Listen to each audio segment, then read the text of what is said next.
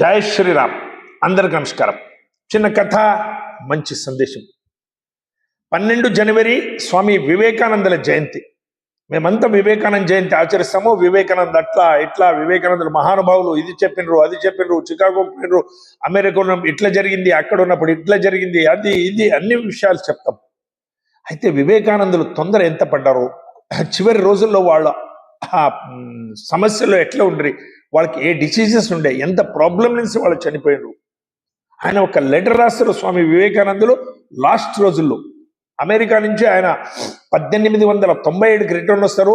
4th July 1902కి ఆయన ప్రాణం విడుస్తాడు.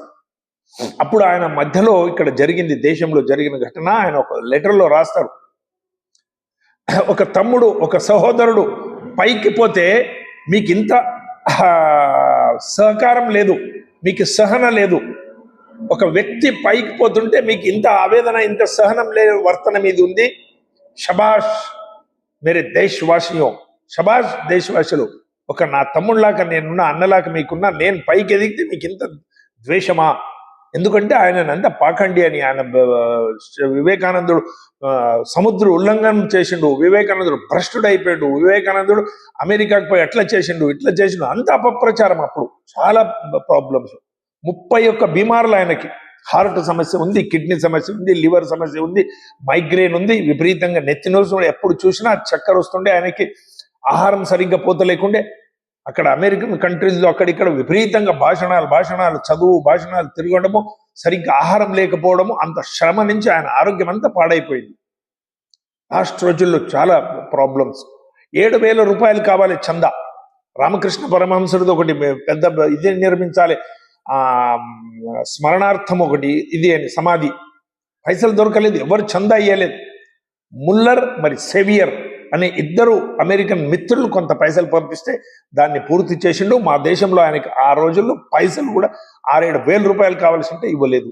ఈ రోజు లక్షల కొద్దిగా కట్టి ఆయన మూర్తులు, స్టాచ్యూలు చేస్తారు. కానీ జీవంతో ఉన్నప్పుడు ఆయనకి ఈ ప్రాబ్లమ్స్ వచ్చింది. ఎవరు ఇవ్వలేదు, చాలా సమస్యల్లో ఉన్నాడు పాపం. విపరీతంగా అపప్రచారము, పైసలు లేకపోవడము.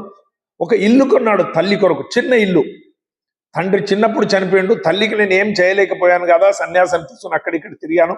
జన్మమిచ్చిన తల్లి కొరకు కనీసం చచ్చేటప్పుడు ఒక ఉండేదానికి ఒక మంచి ఇల్లును కొనిద్దామని ఒక ఇల్లు కొంటే వాడు దుర్మార్గుడు పైసలు తీసుకుని ఇల్లు ఇవ్వలేదు. పైసలు తీసుకున్నాడు, అంతా అయిపోయింది, ఇస్తా అని అట్లే దాటేసిండు. దాన్ని ఎవరికో వేరే వాళ్ళకి అమ్మిండో ఏదో చేసిండు.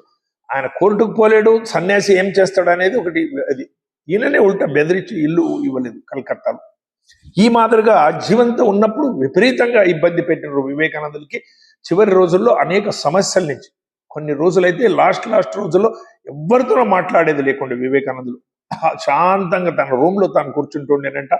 ఎప్పటికీ జపమాల చేతిలో ఉంటుండే, వేద అభ్యాసం చేసేది, మౌనంగా ఉండేది, ధ్యానం కూర్చునేది.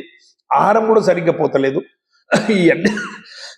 ఇన్ని డిసీజెస్లో బాధపడుతూ చివరి రోజుల్లో బ్రెయిన్ హెమరేజ్ నుంచి అంటారు, కొందరు హార్ట్ అటాక్ నుంచి అంటారు. ఆ మాదిరిగా ఆయన ప్రాణత్యాగం చేశారు. అదే ప్రకారంగా ఆయన శిష్యుడు లాహోర్కి వివేకానంద పోయినప్పుడు వివేకానందుని మీద ప్రభావితమై రామతీర్థులు అనే ఒక వ్యక్తి సన్యాసం తీసుకున్నాడు.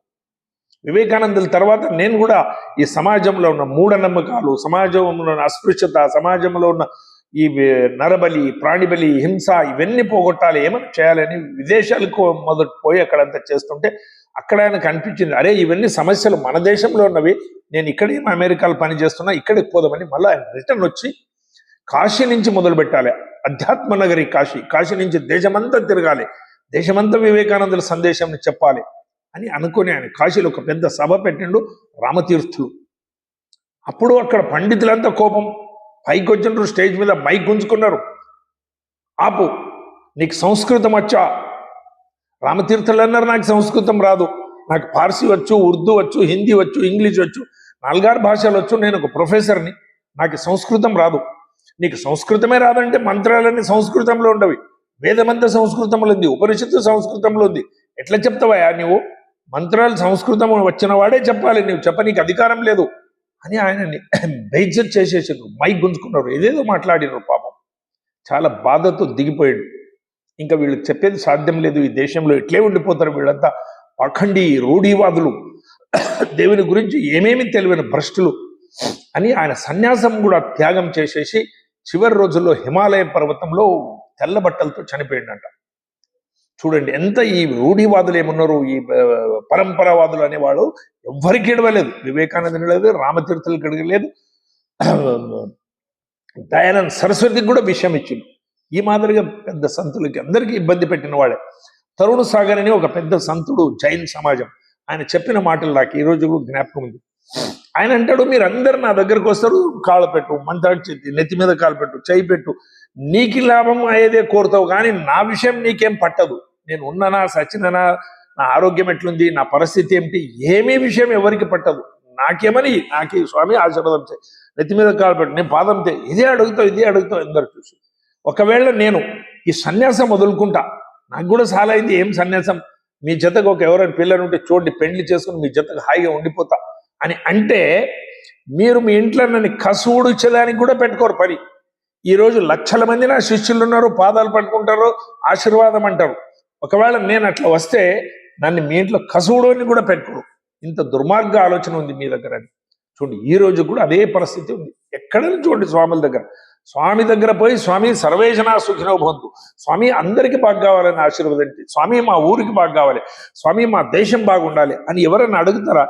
ఎవరు అడగరు. స్వామి నా బిడ్డ పెళ్లి కాలేదు, స్వామి నాకు మంత్రాక్షతలి, స్వామి నా పొగుడికి ఆరోగ్యం బాగలేదు, స్వామి నా గర్భవతి కాలేదు నా బిడ్డ, అదే అడుగుతారు. కానీ సమాజం గురించి, దేశం గురించి, స్వామి గురించి, స్వామి తిన్నవా, ఉన్నవా, సచ్చినవా, ఏమైంది అని కూడా అడుగుతలేరు.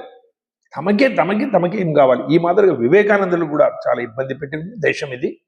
ఉన్నప్పుడు మేము స్వాములకి, వాళ్ళ ఆలోచనలకి సపోర్టింగ్ ఉండాలి. సచ్చిన తర్వాత మాలలేయడం పెద్ద పని కాదు. ఉన్నప్పుడే ఆయనకి సహకరించాలి, ఉన్నప్పుడే ఆయన మంచి పనులు చేస్తుంటే వాళ్ళకు ఉండాలి. ఇప్పుడు కాడు సిద్ధేశ్వర స్వాములని పోరాడుతున్నాడు సనాతన ధర్మం, హిందూ ధర్మం కొరకు. ఆ స్వామి అంటే మేము నిలబడాలి. ఇవి అందరికీ ప్రచారం చేయాలి, చెప్పాలి. భారత్ మాతాకి జై. అందరికీ నమస్కారం.